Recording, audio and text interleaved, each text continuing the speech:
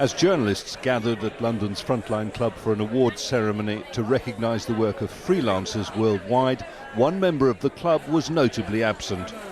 Al Jazeera correspondent Peter Greste is serving a prison term in Egypt, given a lengthy sentence in June along with colleagues Baha Mohammed and Mohammed Fahmy for allegedly aiding the banned Muslim Brotherhood.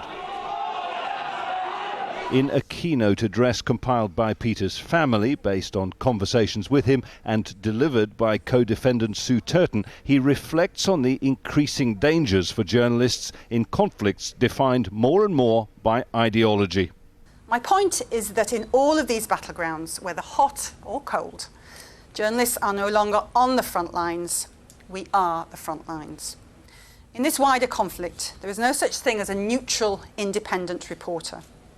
In the view of both sides, if you cross the lines in pursuit of one of our most fundamental principles of balance or fairness or accuracy, you effectively join the enemy. Greste believes his incarceration serves as a reminder of the importance of a free press. I think if you looked at the statistics over the last 20 years, I think you could reasonably assume that journalism, the acquisition of news abroad, has become increasingly dangerous, to the point now that I think it's very severely threatened. Editors and news organisations are really wondering whether they can take the sort of risks involved in extending to people like places like Syria. Peter Greste's family are keen to stress that they put this speech together based on conversations during prison visits. He and his fellow prisoners are enormously restricted in what they're allowed to write. The worry is, of course, that precious privileges could be revoked if the authorities believe anything's been smuggled out.